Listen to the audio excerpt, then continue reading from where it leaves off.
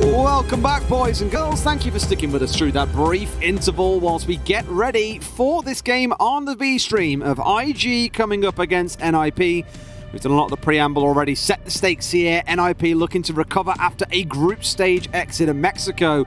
IG fighting without one of their key men in hysterics. Coach Gig stepping in.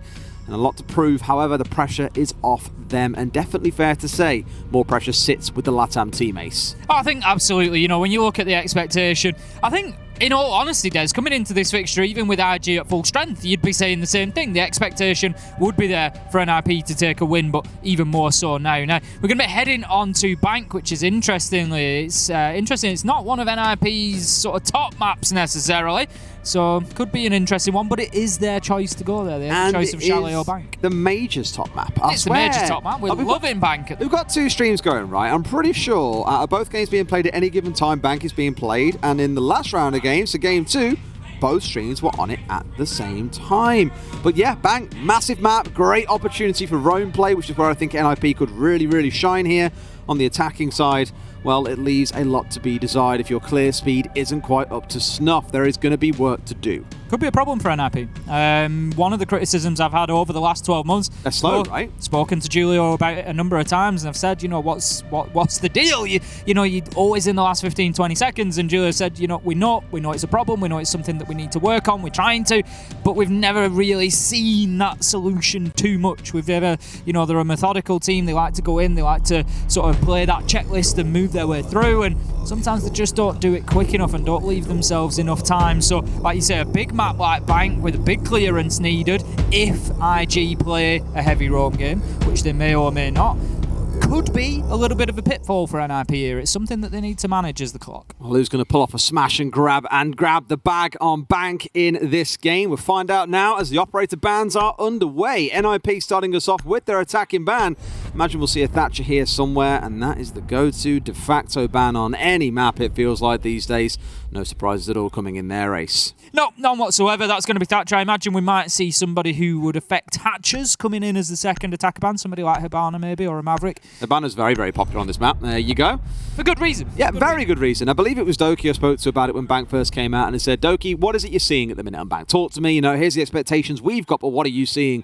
And he said for a number of teams, Hibana bans are going to be right, because of course on the downstairs you've got 3 or 4 hatches to open. Ubisoft even declared Hibana as the queen of hatches when they gave her that rework. They said that's the focus and the fantasy that we really want to push into, so no big surprise there. And against what we saw back in our first game of the day, when we saw the Kai being let through on coastline while Thatcher and Maverick were banned away, it is taken out here along with the Valkyrie. I mean, interestingly, coming back to that Hibana ban, we look at it and it starts making other picks more essential now, because you've got to be able to get those hatches open. You've got to remember, on that bottom floor, there is no other option for verticality, Des. There's no other breachable surfaces. It's the hatches or nothing. Mm-hmm. So if you can't get them, you are struggling to get any sort of vertical angle. So the thing is, that's changed a little bit recently as well. Once upon a day, mate, I said, right, we're going to see plenty of Maverick then. But that's not necessarily the case now, because we've got Buck. With hard breach gadgets. We've got Ace that you can bring along. Now, Ace, a little bit more limited, obviously uses 2 Selma chargers to open 1 hatch, only has 3 Selma chargers in stock, so can only fully open 1 hatch. But again, it's those options. Now, we're going to be attacking onto the top floor, so the hatch discussion can wait. We'll see that later on in the game, but there is still hard breach required here. You know what I find really interesting? Look back at the previous game that we saw when Rogue played, right? In the previous fixture, they didn't bring along any hard breach operators. All they did was bring Zero and Buck every single round, and both operators brought along the hard breach gadget. And you might think, well, that's a little bit risky. In the main stage of EUL, we saw Rogue in stage 3 attacking things like Villa without a single hard breach on side. And I actually asked Meepy about this. I was like, you know, what's behind the philosophy there? And I spoke to Leon about it as well. And they were saying ultimately expectations are if you have hard breach that you'll take things slow, you'll open up walls, you'll play it by the book. And Rogue don't play this game by the book at the minute. They play a very aggressive and hard-hitting game. It's not total chaos most of the time. It is quite coordinated. But they said without that on side, you're forced to be a bit more aggressive, and that was their go-to play style. Whereas compare that to IG here, 2 hard breaches on side, a bit of a different vibe coming through. that's just, again, speaking to the difference in volumes that you get from teams from different regions, or just the teams themselves being quite unique. Also want to mention Gig being on the sledge, by the way, rather than a supportive role. Absolutely. I think if they're going to play a slow attack, as you say, we'll see as the rounds progress whether that is the case for Invictus. Joe's getting himself straight inside there. He's also got Jordan supporting him as well.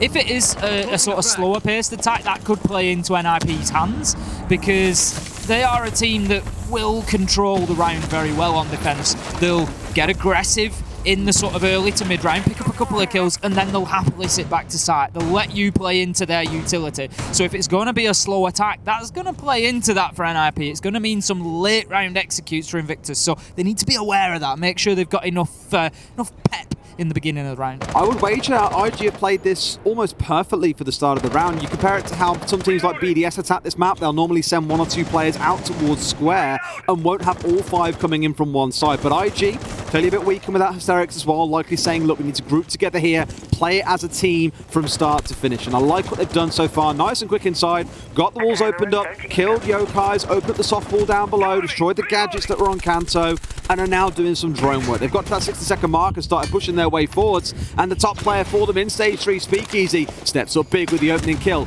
pushing his way up as well. They've got more drones standing in front of them to help them out on their push through, but this is all looking great for them so far. Very impressed by IG, but the clock becomes my worry. That's going to be the focus as this round continues, but interestingly, picking up Pino on the entry is not an easy thing to do. He does have a knack of finding those opening kills now. Gig goes big with an early kill onto Kamikaze, getting himself involved nice and early, but Psycho gets his opportunity and misses it. He's got to find that one. 5 versus 1 as Julio manages to find one back onto Speakeasy, but it's all he can do as Joe absolutely removes him at the top of main stairs there, and I think NIP might have just had a little wake-up call there. There's the alarm clock's ringing. It's time to wake up because you got a game. They've just dragged him out of bed and given him a good few 2 or 3 slaps around the chops there. What a round out of IG. I said I was a bit nervous looking at it, you know, the clock. It's running down to that final 60 seconds. They're all grouped up inside lobby. They've got to push their way up spiral. But from start to finish, the coordination was excellent. The nade play coming in to clear out the Kanto wall to get that opened up to stop any players playing in the long corridor. The push that came up to remove the shield with flashes. The Gone 6 coming out as well. It was just all beautiful team play. None of the madness that you see from other teams where you think, well, why is that one player pushing there by himself? Why is he swinging that right now? Like, no one could do anything off the back of it. It was just very controlled and coordinated, and I think even if NIP were out on their own, they would have been able to deal with that as a team as well. Really good out of IG. We need to see NIP be a little bit more proactive in this round, I think. Well, this is, you know, I look at NIP and I think, are we going to see something better from them than we have in the last couple of months? And I think, you know, they've lost a lot of games. That wouldn't necessarily be too difficult. We certainly haven't seen them playing at their World Championship best that we saw back in May. But I look at it and I think there's things that concern me there, Des. Pino losing that entry battle. That's not like Pino. He had an opportunity. I'm gonna go out on a limb there. I know there'd been a drone dancing around at the top of stairs, but I don't think it had ever gone high enough to spot Pino out. Speakeasy came up focusing on elevators. I don't think he was aware of that fight with Pino until the shots came in, but he still won it out, and that is not like Pino. Psycho with an opportunity onto Banana there just didn't land his shots through the barricade, and those are sort of warning signs to me. Those are potential problems for NIP. The way I always look at it is you can allow a couple of rounds of, you know, hijinks and things going not the way that you come to expect. If it starts becoming a trend, that's when you get nervous. So let's park our concerns about NIP from round 1 and see how this one sets us up. Pino with a great little drone here as well, sees all of lobby, knows where drones are coming through, can see pretty much all that he needs to and knows when he can look to strike here as well. Even anticipates a drone coming through, but was changing guns at the exact moment it pokes its little head through the door, backs out in fear, doesn't want to get himself snagged out by those pests. But look at the time that's being wasted. I know it's only 60 seconds so far, but he is definitely slowing down this initial lobby push coming out from the side of Invictus. That's it, and Invictus needs to be very aware of his position because, as we saw, he's just sort of edging towards those windows, looking for the potential to get out there and cause a nuisance of himself. But Psycho, he's going to be the first one to be shut down here. Nice kill there, just on the entry. Oh my. He finds Muzi, and this could be a real surprise. It's all starting to kick off for Invictus once again, and they find themselves 5 versus 3, having got themselves the first 2 kills. NIP are on the back foot, and they can't allow this to continue. Oh my! They're getting absolutely decimated right now as Joe and Gig find 1 apiece, and this is not what anybody at home expected to see out of the beginning of this game. NIP, you gotta wake up. You gotta wake up soon. They don't know that he's coming in behind them here. Julio's pushed his way out into lobby and could strike big in the back. Might find himself 1. Will go for the spray and finds Gig, as you come to expect, but there is still 1 more in lone office. Now it's Julio pinned inside of the main lobby. Has got to be careful where he tries to push through here. They must have an idea. The plant going down and the shutdown comes through. My word, that is 2 rounds to go in the history books. And I tell you what, Gig, he's slapped 2 members of the SI winning team. Pino in 1 round, Kamikaze in the other. He can play and he's not on the maestro. That's the best part. Not yet.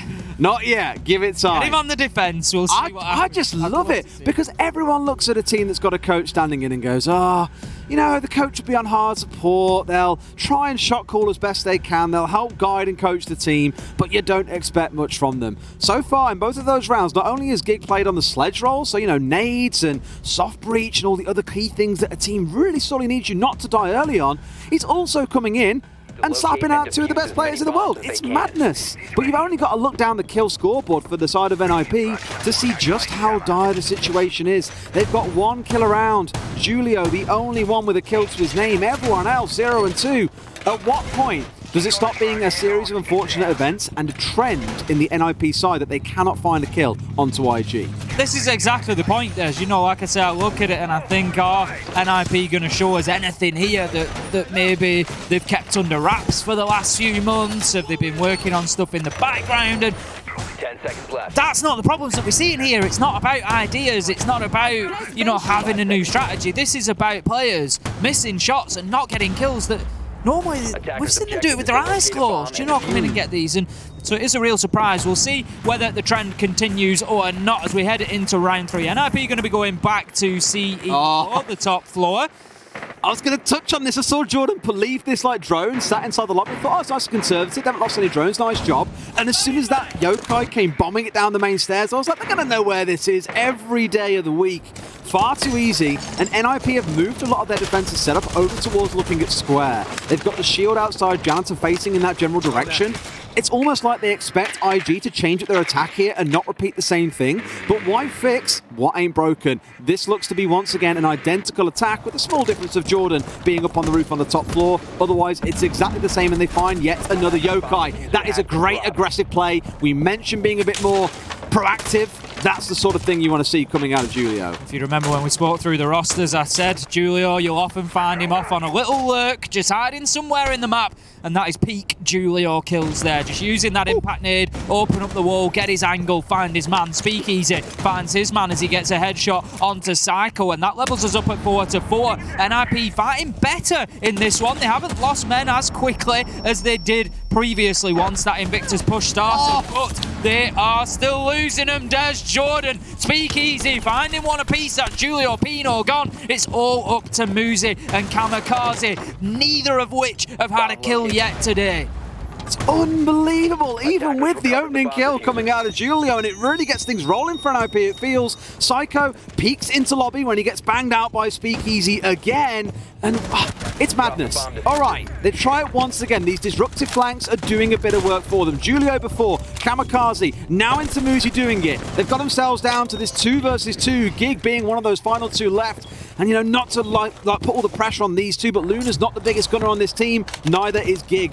This could be hard coming up against, again, 2 of the best players in the world, but you just don't know after how these first few rounds have gone. Look at the positioning of Muzi and Kamikaze. They've got the diffuser down. Kamikaze knows it, and that's exactly what they're playing for now. They know that Invictus have really got no choice but to come in and try and grab this briefcase to have themselves an option in the late round to be able to execute. It's either that or find the men and get the kills, but right now, neither of them men are left on site, because why bother? There's nothing they can do without that diffuser. Luna taking more damage. It's just chip away at him right now. As soon as he goes in for that diffuser, I expect a challenge from Kamikaze. No, they've allowed the diffuser to be collected, Des, and that's going to give Luna the opportunity to get upstairs. Gig's holding down a line of sight for him. He's there to try and support. No way. He finds Kamikaze, and they might just do this. Luna gets dropped. It's all up to a 1v1. Oh! It's Muzi to find the kill onto Gig, and another close round.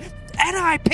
It shouldn't have been that close! I think I'd have lost my marbles if Gig had won that 1v1 against Muzi there, to be honest, but no.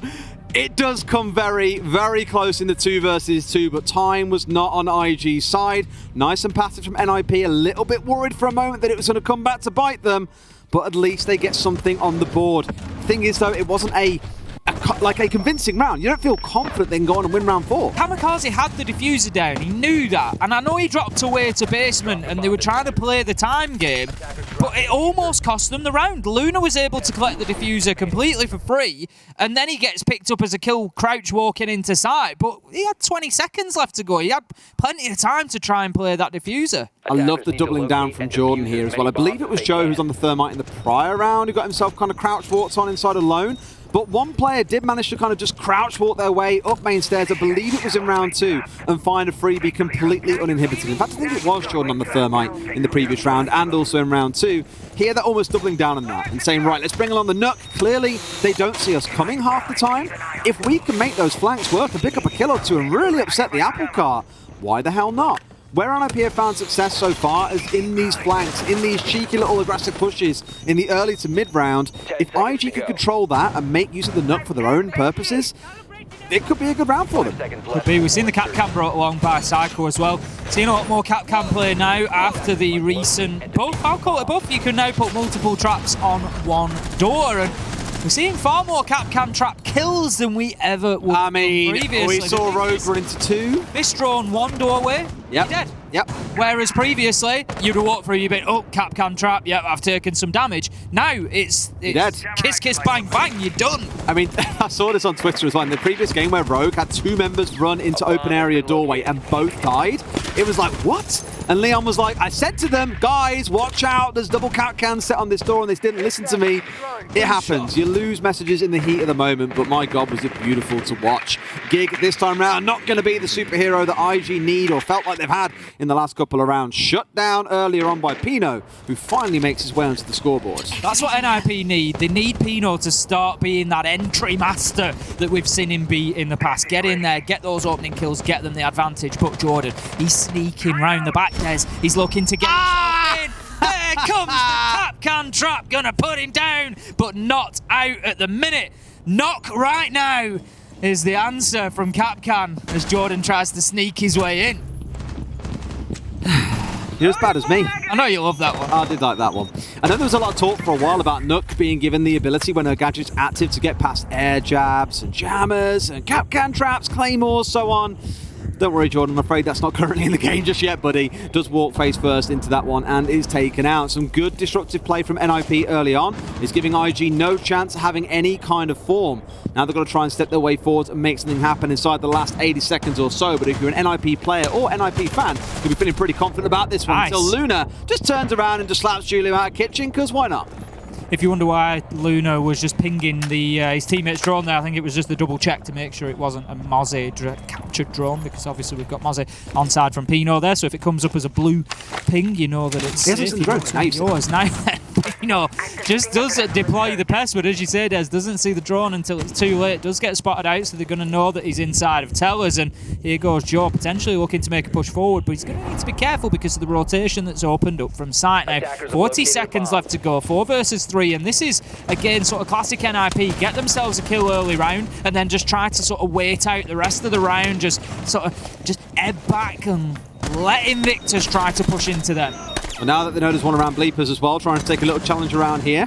Maybe fearing they'll get pushed from below as well, although all 3 members of IG are on this ground floor. So Muzi waiting for Ghost to come pushing up at this point. Psycho's entrenched in the back of sight, and there's 15 seconds to play. This push needs to happen here and now. Grenade over the top. They see the man crouched down. He takes a little bit of spray damage, finally taken out. In comes Speakeasy. Another cap can is triggered, but Joe is still standing. In comes Muzi. Can he find his man? Luna waiting for the man to step in, sees the feet first. Everyone loves a bit of feet shots in this case. Luna finds himself taken out, but it's a 2 versus 2. Make it a 1 versus 2. Muzi has got to clutch up big. Joe, no HP to his name. Speakeasy about halfway up. They know where he is. They can afford to just wait and hold here. Speakeasy down to a slither. Muzi finds one. Can he win the last as well? Speakeasy, he's tucked himself far away. They can play the bait game here as well. Just wait for him to get on the diffuser and then step back in for the 1 versus 1. Speakeasy, now's the time to step in there. He's going to stick for it. Go for 2, go for 3. You've got to find him. Speakeasy finds him. But I thought for a second Muzi was going to get away with that one. Speakeasy being really tentative there because he was on such low health, and oh, what a 1v1, Des. This is turning out to be an unbelievable game so far. 3-1 Invictus. NIP on the ropes. Invictus just raining body blows in, not allowing them any time to breathe. We're going to skim past that. I'm going to move on, Jordan. This was the mad one. This was a beautiful kill from Luna Metal. Just absolutely blasts out that barricade and finds his man, but NIP just unable to do what they normally like to do, which, as I say, they tried to get their opening kill and then just sort of take the foot off the gas, just come back off the pressure a little bit, let Invictus play into them, burn some time, and then pick up those kills in the late round, but it's just not working out for them. Oh, it's such a beautiful game. Like, look, being dead real with all of you sat at home, coming into this game, I think, like pretty much all of you, I think it was 21% to 79%, we expected a stomp. We thought NIP were going to like 7-1, 7-2 IG. Bearing in mind IG is starting on the attack as well. I'm back, like, that's a lot to do. Again, a big map to clear. A team like NIP might enjoy getting out on the roam and being problematic. But Invictus with very direct attacks. No one off trying to do their own thing and be some weird lurker off around the map. They're just playing as a team. They're keeping it nice and simple, playing basic, straightforward siege. And NIP at points have really struggled to deal with it. That last round was very, very close. Round 3, very, very close. The first 2, much more decisive. I can't wait to see what these next 2 bring and then how IG fare on the defense. Round number 5 then, we head into the action phase. It's going to be Archives and Tellers this time. Interestingly, NIP completely foregoing that basement site. There's having absolutely nothing to do with it so far. It doesn't look like we're likely to get a defense of that anytime soon. Now then, Invictus have been pretty successful with the lobby-sided pushes so far. We'll see whether they're going to double down on that and try to move in through there again. Speakeasy has played on these windows previously as well. They've done a good job of controlling the top floor and controlling the map, really. NIP not having too much joy out on the roam so far. And a step away from the, air quotes, usual strat we've seen coming out of NIP. They've dropped away the Mozzie, for example. Julio's across onto the Alibi rather than, say, the Mirror or the Cat Can that we've seen historically. So some good variation coming in. And for IG, it's the same once again. Get one inside Loan Office, one inside ATMs, a couple work up towards Windows, and push your way forwards from there. They're not changing anything, but equally, NIP aren't, I wouldn't say even though the roster has changed or the lineup has changed, their actual playstyle itself isn't really moving. You've still got Psycho sat in the same place. You've still got someone hanging around Bleepers looking to challenge Jordan. The big difference this time around being that the wall has been reinforced off. And once again, Psycho has been taken out by a very aggressive Speakeasy. Make that a 2K for himself. Speakeasy, play easy.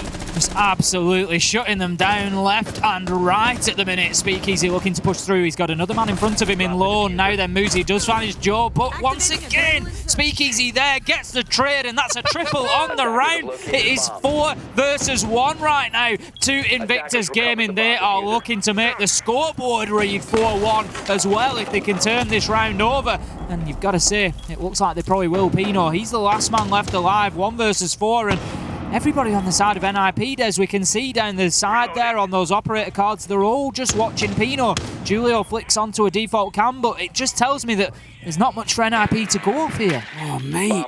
Speakeasy's 12-2.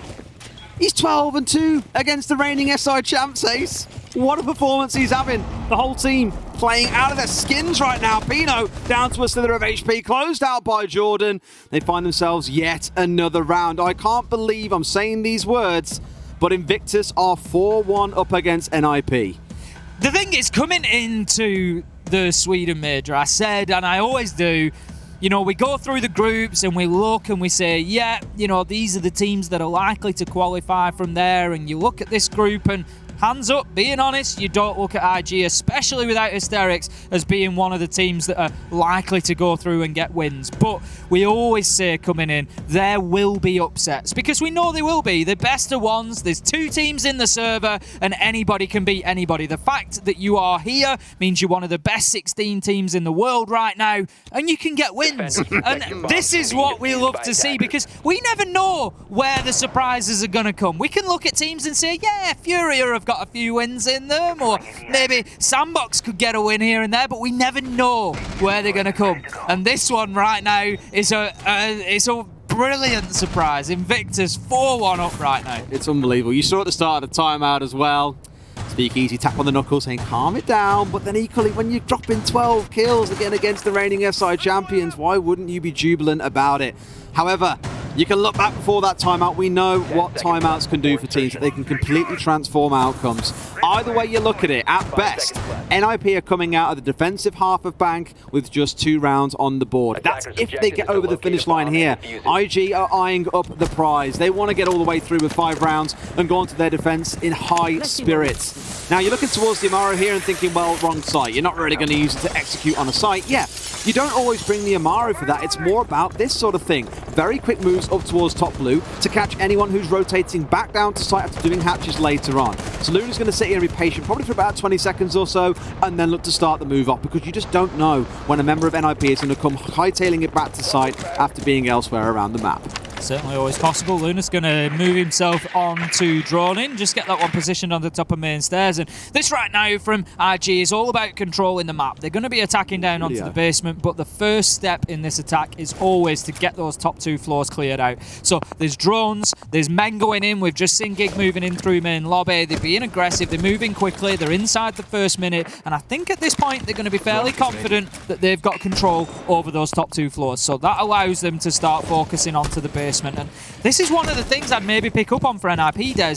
One of the questions in my mind is, have they been a little bit too hands-off on this defence? I said exactly that earlier on. They've got to be more proactive here and get more done. Did he? I was going to say, I'm pretty sure he meant to get this outside, but indeed he did. They're looking here, I think, more in case there's trouble. And maybe he didn't. No, I don't know. Because he threw it out and I was like... goes into near site. And I thought he was going to have it watching, like, lobby or something. And I was like, is he going for garage? Like, I don't know. Julio is guaranteed to be undroned at this point as well. He's been sat there since round start, waiting for what a number of EUL teams do. Is like go for these later round flanks, coming up through garage to try and hit them on the flank, get a couple of kills, for example, and really upset the apple cart. As I say, he wasn't seen. I'm a total liar. They know that he is here, but he's going to have a naughty angle, and he sees it first against Speakeasy, juicing himself back up. They need to find the man here before they go for the push. Julio completely unaware that there's a drone here. Speakeasy's just doing the work for himself here. He's on the drone, he's yellow pinging, he's watching exactly where that man is moving, and he's just looking to win this fight. And if he does, it's going to be very dangerous for NIP. Julio's position is very important. Speakeasy taking more damage. Jordan with a kill onto Pino after the drop, and this could be just what Speakeasy needs to try and get himself back in, because right now there's pressure on Julio from both sides. And there you go. Joe moves in, gets 1, gets 2. Psycho shuts down Jordan. 4 versus 2. Invictus, they just cannot be stopped right now, Des. 35 seconds left to go. Psycho low health. NIP surrounded, and kills continue to rain in. This time it's Gig. It's 4 versus 1. It's Muzi. They make a deposit in the shape of a 5-1 scoreline. Invictus are running away with this on Bank right now, and NIP, they just look cashed out. It's unbelievable performance coming out of IG so far. We spoke about Speakeasy. That round was a little bit quieter from him, but it was like Joe, Jordan, Gig getting in the mix once again as well. Just putting, I know I keep on saying it, but that's just how important it is. The current SI champions to task. It's 5-1. They get to move on to the defensive side, where I now start to feel ever so slightly nervous for IG and think maybe NIP can fight their way back in, is IG on the defensive side need to get out in the map. In attack, they've been very unified. They've pushed from the same directions generally. They've worked together to achieve things. That's a lot easier to do on the attacking side. You're problem solving. Now you need to be the problem creators on the defense, and that requires being a little bit more proactive out in the map, getting yourself busy, trying to hit NIP where it hurts at unexpected times. And this is where I think things could, air quotes, fall apart a little bit. That's only a Me trying to give some kind of optimism to NIP fans here, though, mind you, because IG, at this kind of momentum, they could just run away with this in 2 rounds. Certainly could do right now, because as you say, you know, ultimately one of the big problems for NIP is just getting kills on the board. We've got Muzi, who's found his feet a bit, getting himself up onto 6, but other than that, you look across and a player like Pino, he's got himself 1 singular kill, and that is just not what we expect to be coming out of him, and they're really going to need some more from him here. Now, heading into the action phase, we go round 7, Invictus going straight down to that basement site. Something that NIP held off on until their final defense, but Invictus, by contrast, they want to get straight down there. Oh boy. Given away by the goo mines. The Giga chucked down already, so now they know what's going on, where they're coming in from. Otherwise, they could have caught a member or 2 very, very freely. Now that one has stepped inside a service, keeps on watching this mirror window. He might see the second one that's trying to push his way in from tunnels. With that soft wall being opened up, this could be a freebie for Jordan if he sees his man at the right opportunity. The more this wall gets opened up, the more dangerous they might find it becomes for them. Luna, the one on the Oryx here, looking to maybe try and catch those up on the top floor that are currently looking for his buddies that might be on the top floor as well. They know that someone's disappeared down there. They don't know about the second one. What a freebie! They've got no idea that he's there. Luna with a freebie onto Psycho. The Iana taken off the board. Another member of NIP struggling to find their way into the game. It's not looking pretty, Ace. It's really not. And once again, you know, we commented it on the game that we did earlier. Team 1 seemed to know absolutely everywhere that Sandbox were. And I would say the same here. Invictus just aware of what NIP are doing. And by contrast, NIP, Psycho there, just straying into a line of sight without any knowledge of the man being there. And when you're on attack, when you're the one sending the drones in, when you're the one gathering the information, you gotta be aware of that. They're just being so patient. I really thought they'd have to get out on the map and get problematic, which to be fair, Luna has, but everyone else is just sat back on site. They're vibing, saying, hey, you guys want to come at us, then by all means. Kamikaze going in for the plant there. Surely a C4 comes out. It does indeed, but by then the support player for NIP has already got the job done. Got himself back out, drawn out the C4. And now they're going to have to rely on something else. The wall opened up, out come a couple of goo mines, and Luna finally found out on the top floor by Muzi. We're going to come down to that final 60 seconds where it's going to be nothing but plants going down inside a CC. There we go. That's exactly what we need for NIP is kills. They need to start putting bodies in the ground from Invictus here, because NIP are not a team that have got the diffuser down all that often. Speakeasy, how do you do it? Finds himself a disgusting 2K out of the garage there, but ultimately shut down. It's all up to Gigdead. Surely not. He gets 1, but shut down by Pino. NIP managed to get themselves their first successful attack, and along with it, they get themselves 5 important kills. As I got cut off through saying there, when kills started raining in, Kamikaze not had the most plants in stage 3. NIP not a team that have been able to get that diffuser down all too often. As I say, sometimes time is their biggest enemy, but that is why it's important they start coming in and winning those gunfights. NIP need to play on confidence. That shot from Speakeasy was filth. And I thought we might see Gig line up the 2-piece there as well, Honestly, but unfortunately, I did for a second. I saw it coming. Imagine if you brought down Muzi and Pino in the same mag as well. Oh my word, Twitter would be on fire. Top floor defense coming in though. It is still, of course, 5-2. IG still way ahead in the lead. And Luna going back to his good old-fashioned days. Not playing the Monty here, but it's a shield nonetheless. Clash being brought along. A very dug-in setup, I believe, coming in from the side of IG. They've got the Castle, they've got the Wamai and the Jaeger, they've got Smoke, they've got the Clash. This does scream to me, we want to be on site, we want to be wasting time. This is where it's going to come down to NIP and how well they can break open this fortress that is being established by Invictus. They managed in round 7. They're going to have to manage a whole bunch of times more, because on the scoreboard, the only bit that really matters there, we still see it is Invictus 5-2 at the moment, and one round is going to put them onto that match point opportunity. So NIP, for my money, really don't have much wiggle room here. They don't want to be making that mistake and giving Invictus the opportunity to get onto 6, because as we said, Invictus, they're playing without pressure, Des. They've got a man out, they've got the coach standing in the shape of Gig, and so for them, any points are probably going to be more than they would expect. So NIP, they can't give them that opportunity, because you know that Invictus will take it, because they just won't have expected it, and they're going to be like, yes, thank you. I do want to touch on, of course, the small changes that have come into Castle recently where he now has 4 armor panels. They take less hits to open, 9 versus 12 from before, I believe, and that's 4 of them on side. So you can, against teams that don't bring along Gon 6s as much maybe, which of course they are here, but against operators like Buck, he's going to struggle to get these windows opened up. He's kind of stuck on a window waiting for his team to help him out there, giving a lot more security to Joe, who's sat in the spot that we saw Psycho in for the entirety of the first half. So now you get a chance to see how it's going to play out. And Gig, you are my hero. This is my Valkyrie rat spot. Here. This is my Valkyrie rat spot in ranked. I will always play here and abuse Valkyrie cameras just to bully people. There are no Val cams on side, but he could find one of the cheapest, cheesiest kills you've ever heard of.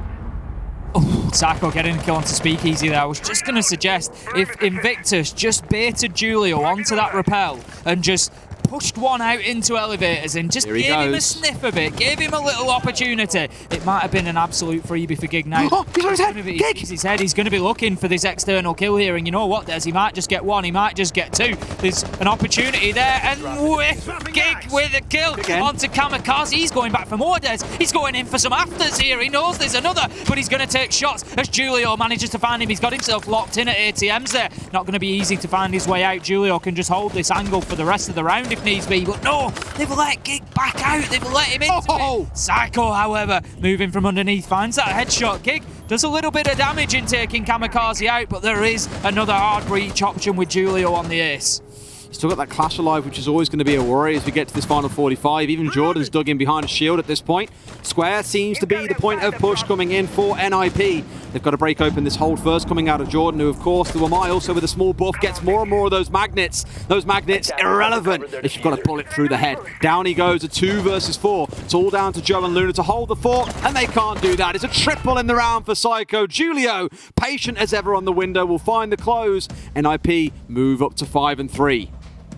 Certainly starting to fight back now. It looks like they just needed to get themselves onto the attack, but that is a problem that NIP will need to deal with going forward. Win or lose here, they can't be going into games against teams like BDS, against teams like the Sonics, and just expecting to win it on attack. They've got to be able to find those defensive rounds as well. But good from NIP. They certainly weren't rattled by Kamikaze being taken down. They reacted well and gave Gig a little bit more freedom than I might have liked, but got the kill nonetheless as Psycho moved swiftly underneath and picked him up from Tellers, and that was pretty much the end of it. Started falling apart for Invictus from there. Now then, the problem for Invictus here, Des, is maybe a little bit of the mental game. They've had a great start, but NIP start fighting back into it, and then they think, you know, suddenly the fact that Hysterics isn't there, suddenly the fact that they're playing with their coach, it comes screaming back at that point. Of course, on the other stream, we've had the conclusion of that game. If you don't want to hear spoilers, then mute your ears now. You've got 3 seconds, 3, 2, 1. BDS winning 7-2 over the Sonics. It stays. So things can only get better for NA, right? They've had a 0 win round game, a 1 win round game, and now 2 win round games. So by that logic, you're going to find that SSG lose 7-3 in the next game. 21-3 so far. Nice. Not going well at the minute, but it is early days yet, Des. We are not even out of day 1 here at the Siege, the 6 major in Sweden. Throw any combo of words of 6 Siege, Sweden, major. It's too many S's. It's anything else we can throw in there? Very, very difficult. Competent? Nah. We'll stick with those 4. Let's see how the round shapes out then. So for NIP building confidence in the last couple, it's good to see them getting a bit of bounce back in, and IG have not felt as close in those rounds as they did do on their attacking side, which, again, if you're an NIP fan right now, is going to fill you with a bit of confidence. On the side of IG, maybe you're starting to sweat at the brow a little bit at the prospect of what might be coming. Only time will tell how this could play out, though. We'll keep a very close eye on how the next few begin and what it is that NIP are doing to pull themselves into the lead. Very fast control established up here on the top floor. Windows and Square establishes their controlling points. For IG, often it was the windows and out towards lobby, so differences already in attacking styles coming out of either team here. Muzi really wants to get some control on this top floor, look to clear out these roamers that are up here, but right now being spooked and scared away by those alibi decoys.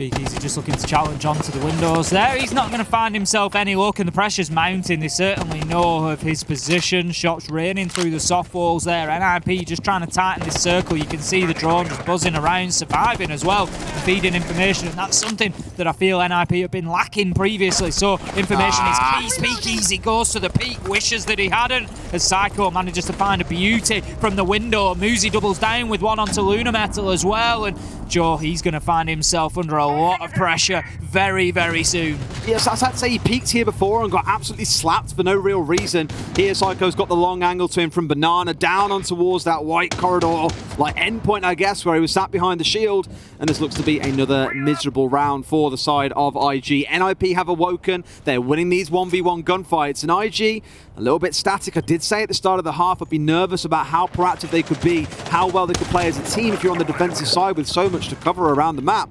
And so far, NIP are abusing that to the nth degree. Certainly are. Taking full advantage of it. Jordan just trying to get a vertical angle up through the hatch there. Currently finds himself in the admin office, finds himself shut down as Psycho gets himself a third in the round. He's hunting for more as well as he starts to push through the rotation and on into sight. There's an opportunity here for NIP to get that diffuser down. Gig, he's going to open up that elevator as a last-ditch escape route, but he doesn't want to go anywhere because he knows he has to try and fight his way back into sight. Shut down as he moves out. Flawless round for NIP and a 4K for Psycho on the round. You right there, mate? Yeah, I'm good. Sure. Okay. Fine. Ace is a nightmare with ice, by the way. We found this out earlier on. I nearly fell over twice. Yeah, you're not good at slippy surfaces, mate. Or boxes on grounds that make you look taller than you actually are, apparently. Yeah, I just fell off that as well. It's not a good day. Well, you know who else is falling off a lot of things? IG are falling off the wagon. NIP, now up to 5 and 4, are within touching distance of catching back up to IG. Now, can they do 3 rounds in a row? I'd wager after the last 2 or 3, the answer is probably yes. You could see NIP carrying on their current trend of absolute domination on their attacking side, and IG struggling to find a way back into this fixture. Speakeasy was 15 and 3 at one point, absolute gunner in the first half, and things have quietened down. And the issue is, if he's not fragging out, who is? Because the highest kills on the team otherwise are Gig, sat on 6, and that's about it. Look at NIP and say a similar story, but you got more members starting to pull ahead and really shine. So in a round where Speakeasy doesn't do well, who's there to pick up the slack? Back down onto the basement they go as well. It was round 7 that we saw them play down here, and it was pretty convincing for NIP. Julio was able to move his way in through garage, picked up a couple of kills. There was a good push into server, a lot of control from NIP. They got the top floors locked down pretty quickly, and other than the opening kill, which was onto Psycho from Luna Metal, there was nothing really that IG managed to get going last time around. Absolutely. Well, let's see what the attacks start to focus out in this round. If it's going to be a classic take like we saw previously, coming in from the east side up through tunnel, for example, getting control of server and opening up those default walls, or if we see something a little bit different. What we have seen consistently is Muzi looking to push his way in through the double door on square, mind you, and just look to hold it down. Anyone that might be downstairs, anyone that might be lurking on the top floor is going to be threatened by him, and that much has been very, very consistent so far. Muzi into the top floor, just looking for the potential that Roma. Last time it was Luna Metal on the Oryx. Not going to be the case this time around, and Invictus just choosing to play things a little bit more passively this time. Luna Metal on the blue stairs instead, this time with the smoke shotgun, just looking to hold them off, get right up in their faces in order to do so. But needs to be careful, it's pretty easy to get trapped inside of there. If NIP come in and decide to open this hatch, there's no real way out at the bottom of the stairs there, and I was wondering if Luna Metal had chosen to just dip himself away, but for the time being, no. If Psycho gets himself into server, he's completely locked down, Des. There's absolutely nowhere for him to go at that point. We'll see. At least in these first 75 seconds or so, it's been more about establishing where these members of either side are.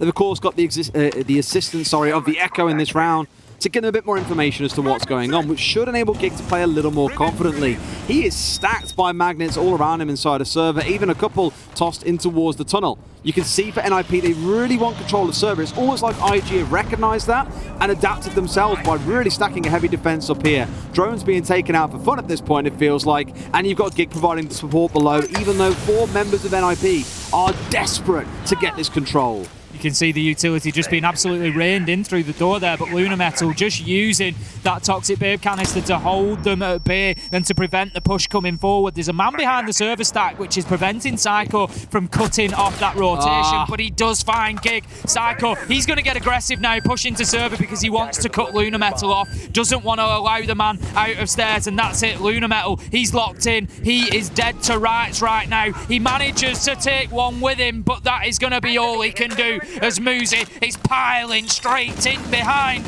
and goes through the man. 4 versus 3, 35 seconds left to go. NIP need to keep moving, Des. They can't let the clock get the better of them. They get the wall open. That opens up the default plant spot. They need to bait out this last bit of utility from Jordan, and that could be a very important Selma there. As I say, it reveals the feat, of course, by Jordan, so they can cause a bit of trouble here. Kamikaze goes in, and a beautiful nade from Psycho takes the man out. He's inside of sight. They're down to the last 10 seconds. There's a Yokai. Do they know where the last man is? They're going to try and push him here. Finds himself one. Can he find two? No, he can't, but gets pushed from Garage. NIP find yet another. They fight their way back up to 5 and 5. And IG left reeling about what they can possibly do to take this one at the very least to overtime.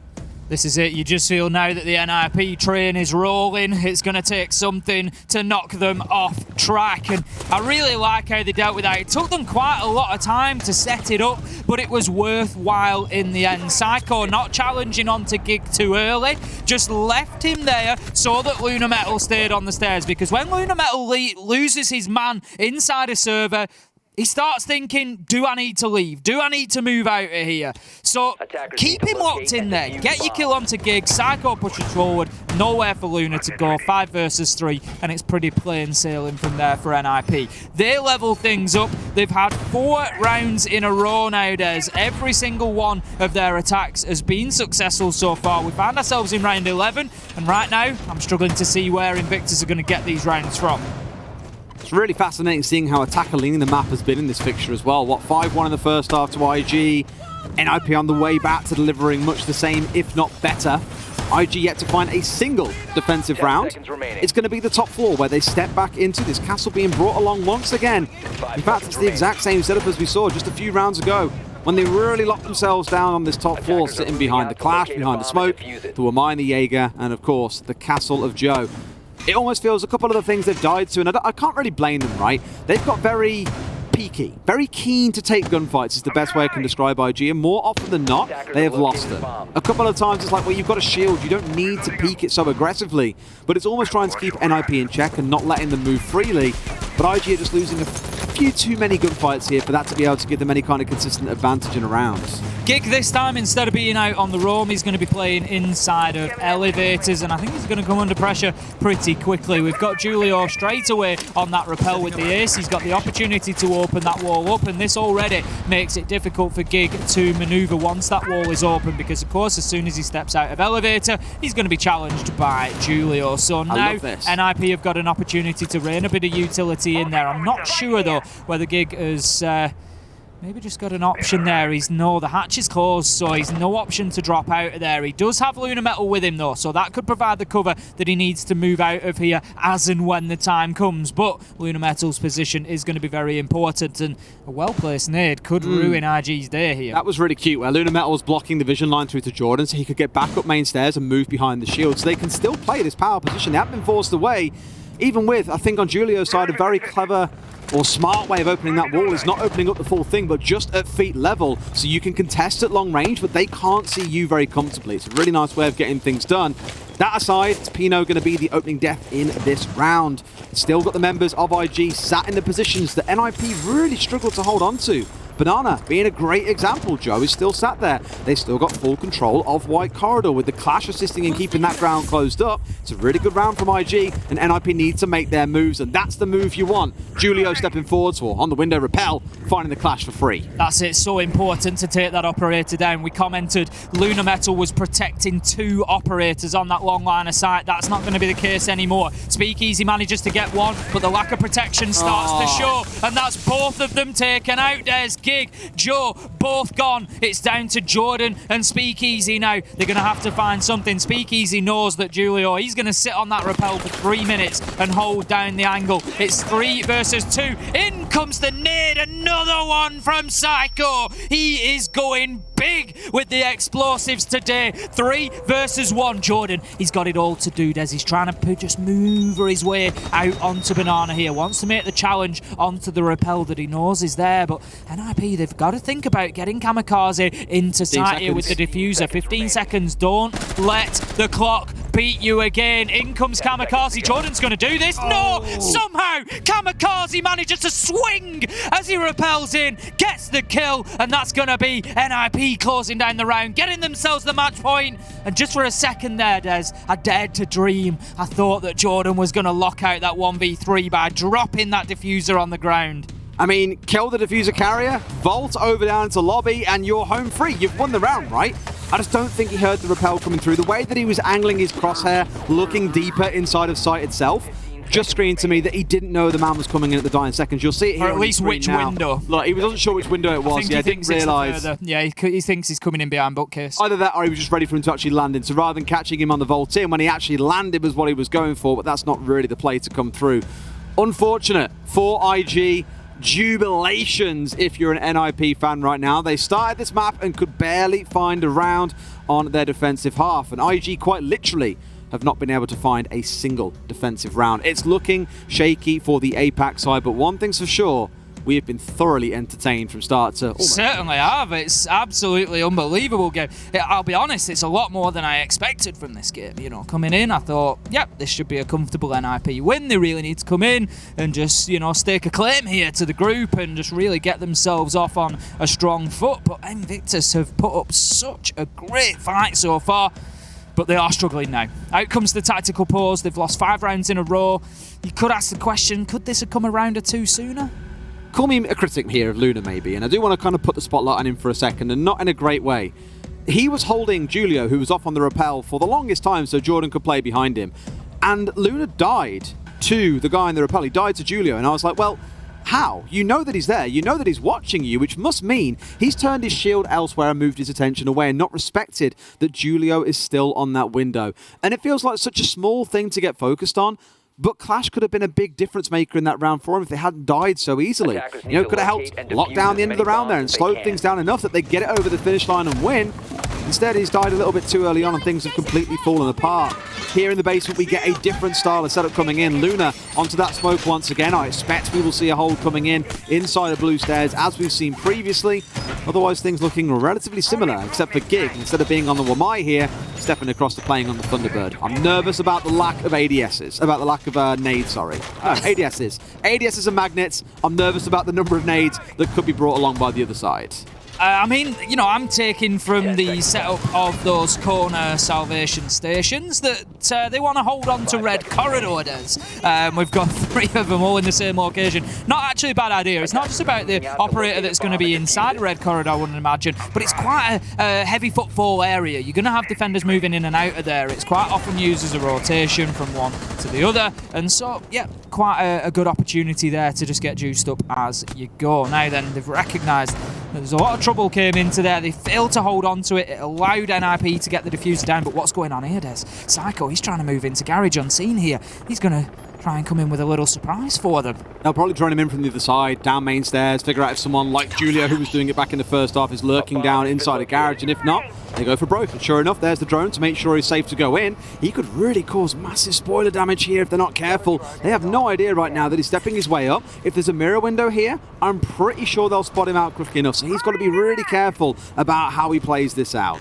Certainly does. Now then, Psycho just uses that Hell Presence reduction device again, and he finds his man. Can he get his second? Yes, he can, Des! He gets 2. Jordan and Luna Metal both going down. What a play from Psycho. He opens them up like a tin of beans, Des, and they are in there now. 5 versus 3. NIP, they need to close this out here and now. That should be about it. You'd expect to see maybe a mirror window on that wall as well to play behind.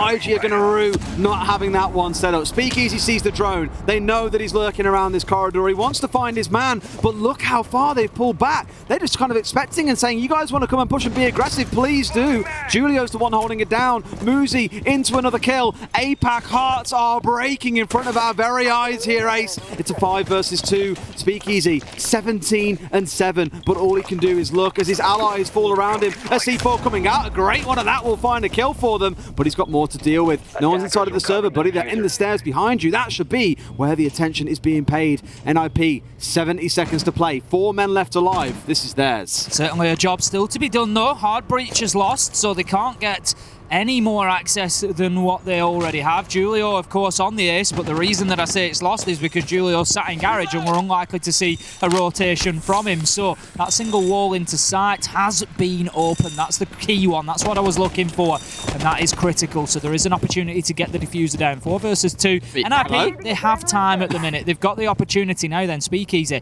he's on a real rotation here, and he might just catch them out if they're unaware of this. We've got Muzi playing the hatch up above. It leaves Joe all alone, and NIP need to get decisive here, Des. They just need to take an opportunity to get the diffuser down. Muzi finds Speakeasy. Pino's going to do exactly that. Starts planting that diffuser in the default spot. Joe knows that he can't go anywhere near this. Looks to make the challenge. Shut down in red by Julio. And that's going to be NIP coming back with a 6-0 attacking half. 6 rounds in a row. They close it out. I think they'll rue letting IG so close to them, though. I fully imagine, that's not the usual jubilant NIP that we've seen when they normally win a game. It's more one of relief, I think. A very relieved NIP. To be down 5-1, Speakeasy going 18-8 as well. Absolute field day for him. And to bring it back to 7-5, it's a little bit closer than maybe you would have liked. But that's how the cookie crumbles in some instances. We'll go to a quick break. When we come back, more next.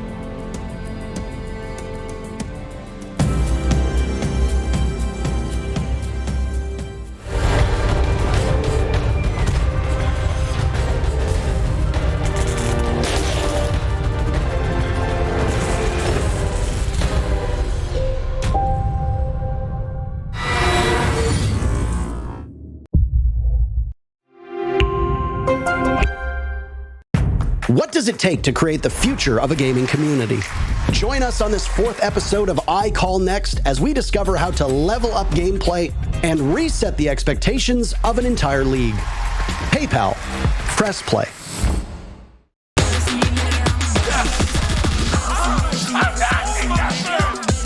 Easy going right there. One more to go.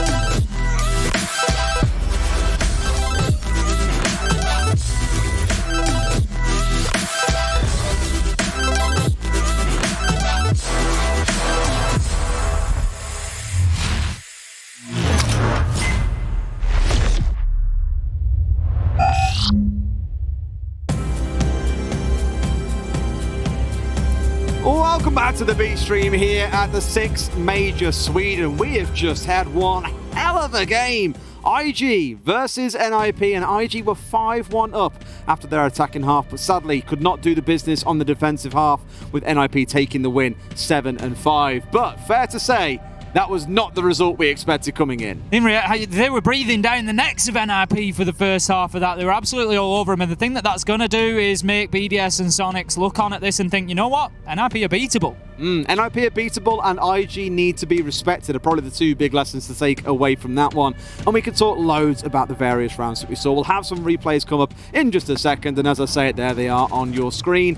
A game where Speakeasy in the first half especially went absolutely he went big. Clear. Was it 15 kills by the half? 15 and 3. I don't think it was by the half, but he was 15 and 3.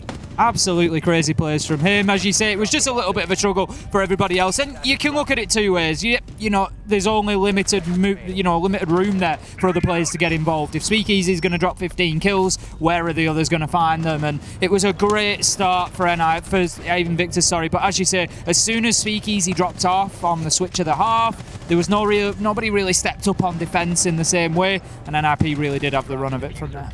I'd love to talk more about IG, and we will come back to them in a minute, but we've got to celebrate the winners of this game as well. NIP, who pulled off a momentous effort to come back and win the whole game out. I think it was Psycho, the one who really tore away with it in the end. It ended on like 12 kills. One nade after another. Just great utility use. And look at the screen now, right? He's 2 and 7 in the first half. He's doing nothing. Then switches half and the man's activated. It's absolutely crazy what he can do. Yeah, some really key kills as well. Oh, yeah. That just opened rounds up. The one that just really sticks with me is the nade through into red, where he took out, I think it was Jordan on the mirror, just as he was ripping the C4. Yeah. It was absolutely perfect, just allowing access into sight, everything that they needed just at the right time. It was absolutely incredible. Again, it's always a team effort when you look at it that way, but a lot of the work was done by Psycho. Back on the other side before we come back onto NIP again as well, do really want to celebrate Gig. You know, great game from him. A coach stepping in, I said it at the start, you expect him to step across into playing supportive roles, to barely be able to get a kill in the game, but he was getting some frags. He brought down, was it Muzi and Kamikaze in the first 2 rounds without dying? He'll be clipping them later. Oh, that's going in the portfolio is all I'm saying. You want proof the guy can play? There's your evidence in beating SI winners. It was something magical, but ultimately, again, NIP the ones who walked away with that 7-5 victory. It was, and you know, in the end, you're going to look at that and say, was it convincing? Not quite, but NIP on the attack, certainly something to be feared. It's about maps as well for me, and we'll talk about that in just a second. Here are the stats in case you missed it. We touched on Speakeasy. He was 15 and 3 at one point. It got rougher the longer that game went by, and the hero on the other side was Psycho. 16 and 9. I believe 14 of those kills coming in the second half alone. Unbelievable performance, and I think you can kind of see it as well. Looking at the cost he's got, 58%. He did not have a good half. No, he didn't. I think I want to shout out Julio as well. Julio had some really important moments. He wasn't doing the big glamorous jobs. He was often holding down an angle, holding down a flank. We saw him on the rappel, watching down the elevator corridor, or in garage, holding the angle just to prevent any rotations through red. But he got a couple of really important kills by doing it, and Julio really facilitated his team on the attack. He absolutely did. I mean, for both of these teams, I'm really keen to see more out of them.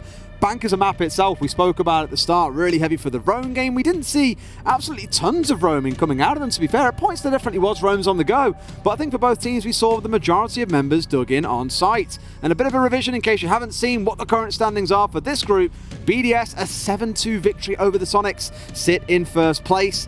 Looking towards second and third, NIP and IG, of course, after NIP to take away that win. BDS versus NIP is going to be a screamer of a game. It really is. It could be already the game that we're looking at to decide the top spot in this one, but I think even after that first result, the Sonics are going to have something to say about that. They're going to get themselves back into the mix. I'm confident. Come on, NA, get yourself into this one. I'm sure you boys can. There are some rounds to be waiting for you in there somewhere, and for the eagle-eyed who were looking at that graphic just a second ago, Group D is the next one coming up. SSG versus Furia. We're going to go and jump over the other end of the studio and jump into that one in just a moment as well. And of course we have another game to take place here on the B stream, and it's crazy to think that will only put us halfway through the group stage. I love the chaos halfway of groups. Through the day, I love coming in to group stage. You got 3 days of 2 streams. Like, we come off, we don't always know what the result is on the other stream, and we come off like, right, what's the result? And you're trying to keep on top of everything. It's just chaos, it's excitement. I love the groups. Absolutely. And again, there's so much more to come. 6 games in every single group. After every 4 games, you've seen yet another one step through. There is still so much more to come today. And don't forget as well, we've got our reveal panel a little bit later on that I'm sure you guys are going to absolutely adore. I can't wait to see what the reaction to that one is. But for now, let's throw to a break. And when we come back, this next game coming up with Group D taking to the field. See you guys in a few.